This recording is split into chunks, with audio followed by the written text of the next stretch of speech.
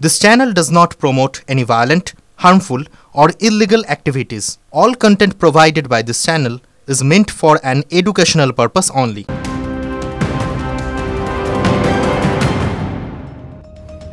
আর এই মুহূর্তে দাঁড়িয়ে প্রেস কর্নারে বড় খবরে নজর।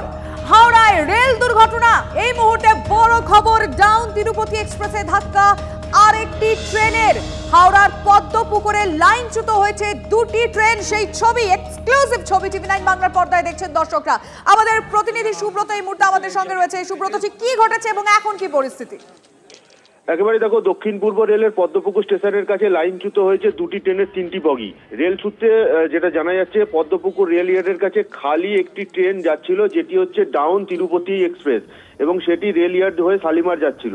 এবং সেই ট্রেনটি যখন দাঁড়িয়েছিল, পেছন থেকে সিগন্যাল মিস করে অন্য একটি পার্সেল কার অর্থাৎ পার্সেল ট্রেন যে পেছন থেকে ধাক্কা মারাতে তার একটি বগি লাইনচ্যুত হয়, এবং তিরুপতি যে ডাউন তিরুপতি এক্সপ্রেস ছিল তার দুটি বগি লাইনচ্যুত হয়। ফলত তিনটি বগি লাইনচ্যুত হয়েছে। দক্ষিণ পূর্ব রেলের ওই শাখায় কিন্তু বেশ কয়েক ঘন্টা ট্রেন চলাচল ব্যাহত হয়েছে, এবং রেলের উচ্চপদস্থ আধিকারিকরা এবং ইঞ্জিনিয়াররা এখন ঘটনাস্থলে গিয়েছেন এবং ট্রেনটিকে লাইনে তোলার কাজ ইতিমধ্যেই চলছে।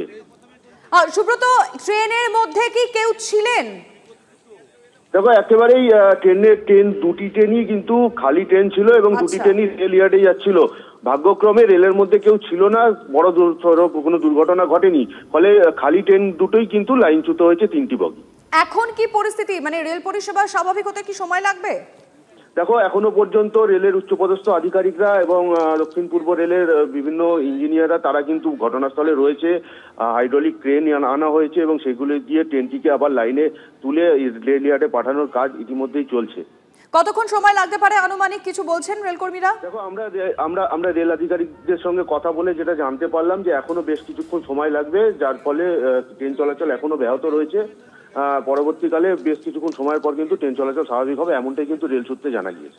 তুমি সঙ্গে থাকো সুব্রত, আমি আবারও তোমার কাছে আসবো। এই মুহূর্তে বড় খবর, হাওড়ায় রেল দুর্ঘটনা। ডাউন তিরুপতি এক্সপ্রেসে ধাক্কা আরেকটি ট্রেনের। হাওড়ার পদ্মপুকুরে লাইনচ্যুত হয়েছে দুটি ট্রেন।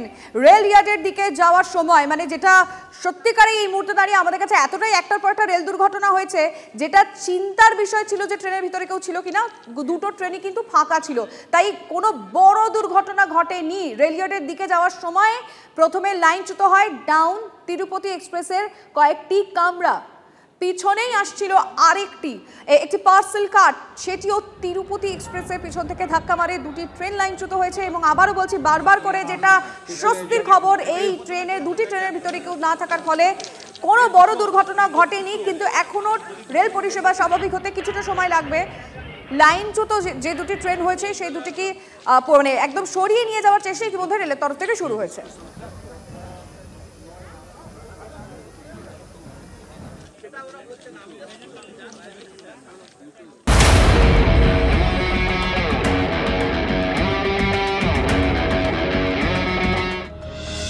লিমা, তোমার নিশ্চয়ই মনে আছে যে প্রজাতন্ত্র দিবসকে সামনে রেখে নজরদারি বাড়িয়েছিল বিএসএফ, আর এবার প্রজাতন্ত্র দিবসের আগে বাংলাদেশ সীমান্তের কাছে বাংকারের খোঁজ মিলল। যদিও এই বাংকারের খোঁজ নতুন কিছু নয়, কিন্তু প্রজাতন্ত্র দিবসের প্রাক্কালে এই বাংকারের খোঁজ কিন্তু অত্যন্ত তাৎপর্যপূর্ণ।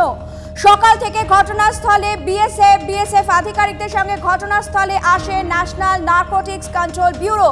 সব মিলিয়ে কি ছবি উঠে আসছে জানতে চলে যাব আমাদের প্রতিনিধি মহাদেবের কাছে। মহাদেব, প্রজাতন্ত্র দিবসের কথা মাথায় রেখে কিন্তু বিএসএফ আগে থেকেই বাড়তি সতর্ক ছিল, আর এবার বাংকারের হদিশ মিলল।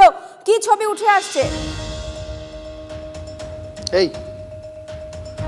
একদমই দেখো তো, এই যে আমার ঘরের পেছনে যে ঘরটি, সেই ঘরটির মধ্যেই রয়েছে বাংকার। এটা নতুন নয়, এটা পুরনো ছবি। আর টিভি9 বাংলা সবসময় নতুন কিছু দেখায় দর্শকদের জন্য। আমি আর একটা দেখাচ্ছি দর্শকদের জন্য। দেখো কিভাবে শাখা প্রশাখা বিস্তর, মানে এই যে ঘরের মধ্যে বাংকার, এটা কংক্রিটের, আর এটা কিন্তু একটা ফাইবারের ট্যাঙ্ক বসা রয়েছে। তার উপরে এই গাছপালা দেওয়া রয়েছে, অর্থাৎ গর্ত করা রয়েছে, গর্তের মধ্যে ট্যাঙ্কার রয়েছে। আর এই ট্যাঙ্কারের মধ্যেই কিন্তু ওই ধরনের নিষিদ্ধ কাপ সিরাপ রাখা হতো বলে জানা যাচ্ছে।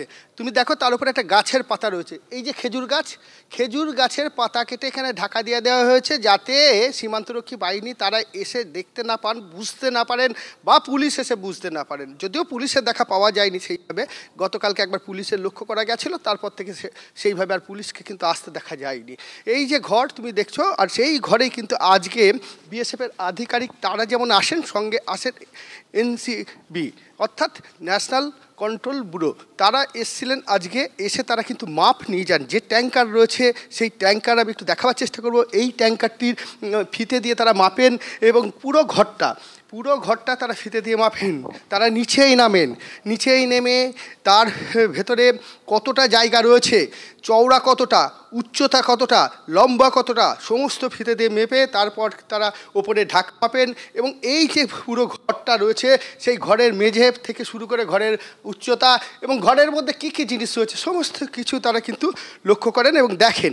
এবং দেখার পর কিন্তু তারা চলে যান দ্বিতীয় 3 নম্বর যে গতকাল কি পাওয়া গেছিলো যে বাংকারটি অর্থাৎ সন্ধান, সেই বাংকারের কাছে তারা চলে যান এবং সেখান থেকে তারা সেখানেও কিন্তু উচ্চতা মাপতে শুরু করেন। আমি একটু যাওয়ার চেষ্টা করছি সেখানে একটুখানি। মানুষজন কিন্তু গতকালকের থেকে আমরা খবর দেখানোর পর থেকে কিন্তু মানুষের ভিড় কিন্তু লক্ষ্য করা যাচ্ছে।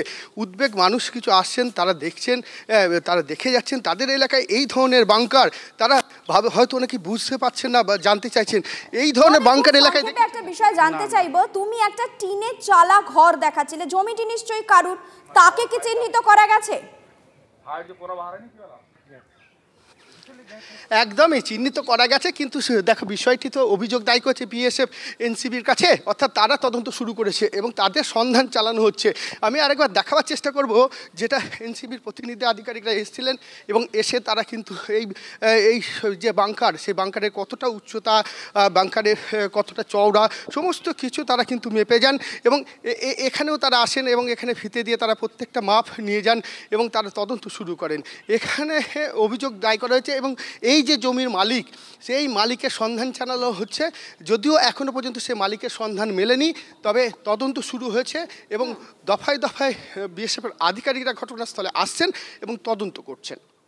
তুমি পরিস্থিতির দিকে নজর রাখো। মহাদেব কথা বলছিলাম আমাদের প্রতিনিধি মহাদেবের সঙ্গে। এদিকে যে বাংকারটা তৈরি করা হয়েছে সেই বাংকারের মধ্যে প্রবেশ করেছিলেন TV9 বাংলার প্রতিনিধি। কি ছবি তিনি তুলে ধরছেন আপনাদের দেখাবো।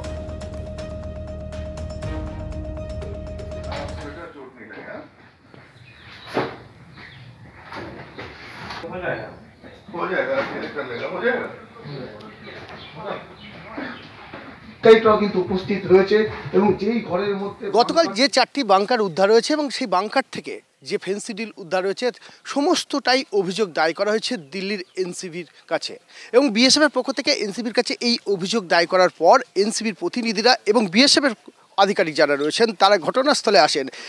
সেই ঘর, যে ঘরের মধ্যে অর্থাৎ বাংকার রয়েছে, বাংকারের ওপর ঘর তৈরি করা রয়েছে, আর সেই ঘরেই চলতো বিভিন্ন জুয়া খেলা থেকে শুরু করে মদের আসর। আর সেই ঘরের মধ্যেই এনসিবির প্রতিনিধিরা আজ আসেন এবং তারা এসে আজকে এই ঘরে প্রবেশ করেন। ঘরে প্রবেশ করে ঘরের মাপ এবং এই যে বাংকারটি তৈরি করা রয়েছে, বাংকারের ভেতরে কতটা জায়গা রয়েছে সমস্তটা তারা ফিতে দিয়ে মাপেন এবং তার গেট থেকে শুরু করে যে পাল্লা রয়েছে সমস্তটাই তারা ফিতে দিয়ে মাপেন এবং বিএসএফের কর্মী যারা রয়েছেন তারা এই ঘরের সমস্ত জায়গা তারা ফিতে দিয়ে মেপে ঘরের মাপ তারা কিন্তু সংগ্রহ করেন এবং পাশাপাশি এখানে যে সকল সামগ্রী রয়েছে সেই সকল সামগ্রীর ছবি তারা তুলে নিয়ে যান এবং নথিবদ্ধ করেন। পাশাপাশি বিএসএফের আধিকারিকরা এই যে জমি যারা তদন্ত করছেন সেই তদন্তকারীদের কাছে কার জমি সেই জমির মালিকের সন্ধান চালাচ্ছে। বেশ কয়েকজনের নাম উঠে এসছে, তাদের খোঁজে বিএসএফের পক্ষ থেকে এখন তদন্ত শুরু করা হয়েছে এবং তাদের খোঁজে সন্ধান চালানো হচ্ছে। পাশাপাশি আজকে বিএসএফের আধিকারিকরা এই জায়গাগুলি কিন্তু তারা ফিতে দিয়ে মাপেন এবং মাপার পর কোন জায়গায় এবং সেই জায়গা কার এবং কারা এর সঙ্গে যুক্ত রয়েছে সমস্ত বিষয়টাই কিন্তু তারা আজকে আসেন এবং এসে খতিয়ে দেখেন। নদী থেকে ক্যামেরায় তুষার সাথে মধ্যে Kundu, TV9 Bangla. Group captain RK Das এই মুহূর্তে আমাদের সঙ্গে রয়েছেন। ক্যাপ্টেন দাস, আপনাকে স্বাগত জানাই। আপনার সঙ্গে রয়েছি আমি চয়নিকা, আমার সঙ্গে রয়েছে লিমা। এই যে প্রজাতন্ত্র দিবসের প্রাককালে 4টি বাংকার উদ্ধার হলো, আগে থেকে একটা অনুমান করা হচ্ছিল যে বাংলাদেশের তরফ থেকে একটা উস্কানি আসতে পারে, বিজেপি কোনো ধরনের উস্কানিমূলক কর্মকাণ্ড করতে পারে, কিন্তু তারপর ফাইনালি দেখা গেল 4টে বাংকার উদ্ধার হলো। এইটা কি আপনার কাছে মনে হয় যে এটা একটা খুব স্বাভাবিক ঘটনা, নাকি এটা জাতীয় নিরাপত্তার ক্ষেত্রে একটা বড় থ্রেট? নিশ্চয়ই জাতীয় নিরাপত্তার জন্য একটা বড় থ্রেট, এবং এই ধরনের যে বাংকার বর্ডারের কাছে পাওয়া গেছে, আর এই বাংকারের মধ্যে যে তৈরি করা হয়েছে লোহা, স্টিল, ইলেকট্রিসিটি ওখানে আছে, ফ্যান আছে, এবং এতটাই ওখানে কাজ হয়েছে, এটা 1-2 দিনের কাজ না, অনেক মাস বোধহয় লেগেছে এটাকে তৈরি করার জন্য। এবং এই ধরনের বাংকার স্মাগলিং এর জন্য অনুপ্রবেশ যারা করছে, যারা নাকি অনুপ্রবেশকারী, আমরা জানি বাংলাদেশ থেকে অনেকরাই আসে, এসে ভারতে এসে তারপরে লুকিয়ে, যতক্ষণ না ওদের কাগজপত্র নীতিপত্র তৈরি হচ্ছে ততক্ষণ ওরা লুকিয়ে থাকে। সেই লুকানোর জন্য এই জায়গা হচ্ছে আইডিয়াল স্টেজিং পোস্ট। এখান থেকে তারপরে যখন সব ডকুমেন্টস ওদের তৈরি হয়ে যায়, তারপরে ভারতের বিভিন্ন জায়গায় ওরা ছড়িয়ে যায়। তো এইটা ভারতের জন্য নিশ্চয়ই একটা খুব আতঙ্কের বিষয়, কেন কি সিকিউরিটি থ্রেট তো রয়েছেই, তবে আমাদের এখানে অনেক গাফিলতি আছে, তার জন্য অনেকরাই দায়ী হতে পারে। প্রথম আমি বিএসএফ কেও কাঠগড়ায় ধরবো, নেক্সট হচ্ছে আমাদের রাজ্যের পুলিশ কি করছিল, রাজ্যের ইন্টেলিজেন্স কোথায় ছিল। তো এই সব যারা আছে সবাই কিন্তু ইন্টেলিজেন্সের ব্যর্থতার প্রশ্ন আপনি তুলছেন। ধন্যবাদ captain Das. Group captain R K Das আমাদের সঙ্গে এতক্ষণ টেলিফোনে ছিলেন, এবং তিনি জানালেন এটা জাতীয় নিরাপত্তার ক্ষেত্রে কিন্তু একটা বড় থ্রেট বলাই চলে। ব্রিগেডিয়ার প্রবীর সান্যালের সঙ্গে আমরা যোগাযোগ করেছি, আপনাকে TV9 বাংলায় স্বাগত জানাবো। আপনার মতামত জানতে চাই, এই যে 4-4টে বাংকার পাওয়া গিয়েছে, এগুলো তো ম্যাজিকের মতো হঠাৎ করে মাটির তলায় চলে আসেনি, সময় নেওয়া হয়েছে, দিনের পর দিন তারা মাটি খুঁড়েছে, তারপর সেগুলো রেখেছে। আপনি কিভাবে দেখছেন? অবশ্যই এটা যেমন একটা নিরাপত্তার ক্ষেত্রে বড় প্রশ্ন, প্রশাসনের গাফিলতি কতটা, আপনি কি ভাবছেন? না দেখুন, আমাদের যে বর্ডার্স গুলো আছে, চাই আপনি পাকিস্তানের সাথে আর বাংলাদেশের সাথে, আমরা বলি পোরাস বর্ডার, মানে শক্ত অবজারভেশন আর ডমিনেশন নেই। তো আমি ওই পাকিস্তানের বিরুদ্ধে কাউন্টার টেররিস্ট অপারেশন করেছি, তো আমরা ওটাকে প্রোগ্রেসিভলি ভালো করে দিয়েছি। ওয়েস্ট বেঙ্গলে আর বাংলাদেশের মধ্যে এই প্রবলেমটা আছে, আর অনেক দিন ধরে এই বর্ডার থেকে স্মাগলার্সরা, ক্রিমিনালসরা বাংলাদেশ থেকে ইন্ডিয়াতে আসছে। আর আরেকটা বড় জিনিস হচ্ছে, এই যে দুষ্কৃতীরা বাংলাদেশের যারা ইন্ডিয়াতে এসে অপারেট করছে, এরা টিকতে পারবে না যদি এদের লোকাল পলিটিক্যাল সাপোর্ট না থাকে, মানে নো চান্সেস অফ সার্ভাইভাল। তো ওদের tie up with local ruling political party এর সাথে খুব শক্ত আছে, ভালো একটা কানেকশন আছে। ওদের ব্যবহার করে এখানে ওরা এইসব ইনফ্রাস্ট্রাকচার তৈরি করেছে স্মাগলিং এর জন্য, কিংবা স্টোরেজের জন্য, কিংবা আপনি বলুন ওই স্লিপিং সেলসদের আশ্রয় দেবার জন্য।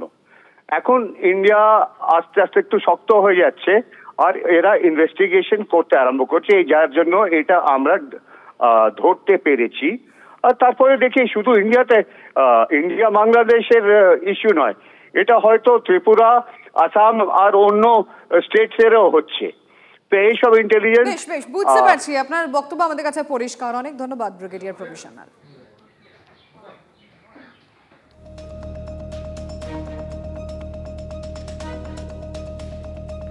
আবারও সেই হেলে পড়া বাড়ির দিকে নজর রাখতে হবে চয়নিকা, তার কারণ বহুতলের দায়ে ঝাড়লেন মেয়র ফিরহাদ হাকিম। অবশ্যই এই মুহূর্তে দাঁড়িয়ে তো সেদিকটা দেখার রয়েছে, একটার পর একটা বড় খবর, প্রত্যেক দিনের মতোই আমরা প্রেস কর্নারে নজর রাখি সেই বড় খবরগুলিতে, কিন্তু তার মাঝে আরো খবর আসছে, সেদিকটা তো নজর রাখবো আমরা অবশ্যই।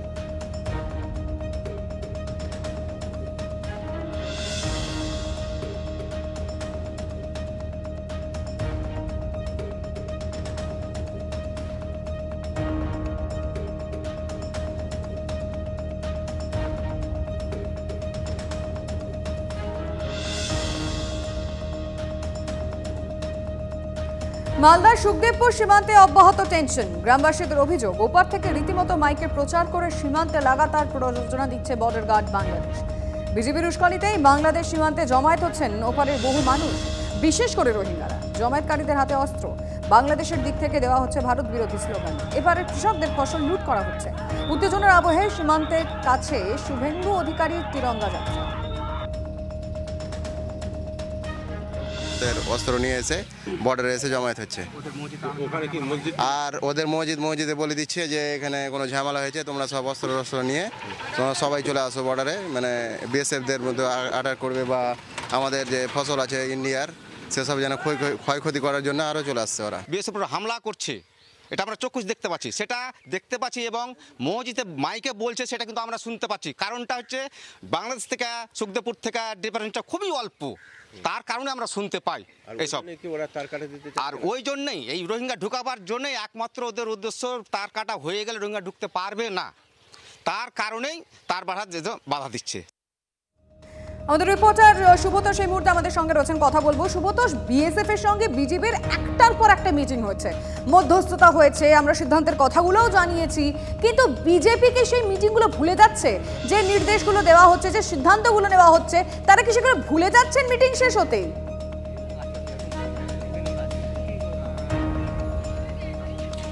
দেখো, এখানে ভুলে তো যাচ্ছেই না, বরঞ্চ এটা পুরোপুরি একটা পরিকল্পনা করা, এবং পুরোপুরি যারা যে অভিযোগটা উঠছে সেটা রীতিমতো হচ্ছে ছক করে এগোনো।